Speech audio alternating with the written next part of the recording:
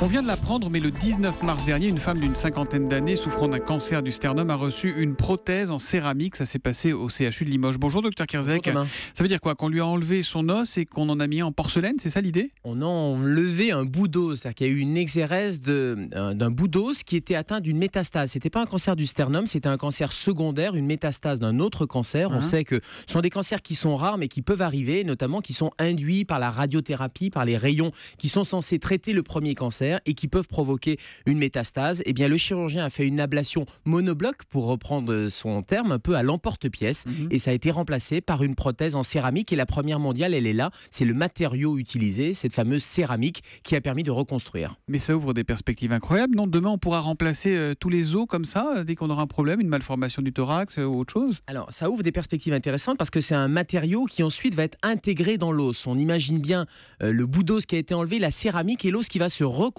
qui va venir tisser sur cette prothèse en céramique avec une compatibilité biologique totale. Donc ça permet d'ouvrir des perspectives parce que bien ça veut sûr, dire pas de problème de rejet. Pas de problème de rejet. Ceci dit, avec les prothèses qu'on avait notamment en titane, il n'y avait pas de rejet non plus. Mais ce matériau est innovant, permet de remplacer l'os et permet surtout de poursuivre le traitement, c'est-à-dire de poursuivre éventuellement une radiothérapie sans interférence métallique, par exemple. Donc c'est un matériau innovant et intéressant. Alors évidemment, quand on parle du thorax, on pense à difficultés respiratoires. C'est par là-bas que ça se passe. Est-ce que l'après-greffe est compliqué malgré tout? Alors l'après-greffe n'a pas été compliqué chez cette femme parce que c'est bien un petit bout d'os qui a été enlevé. La mécanique ventilatoire n'était pas en jeu, n'était pas touchée.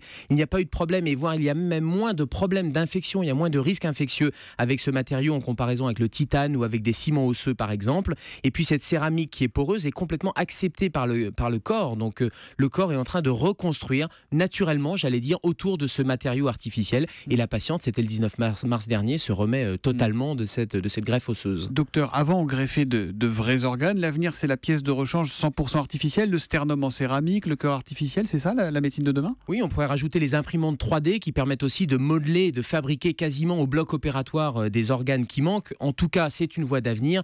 Ce qu'il faut quand même rappeler comme message, c'est qu'il y a une pénurie d'organes et il ne s'agirait pas de dire le don d'organes, c'est du passé. Non, c'est encore d'actualité. Donc positionnez-vous, s'il y a un message à donner, c'est positionnez-vous et acceptez de donner vos organes.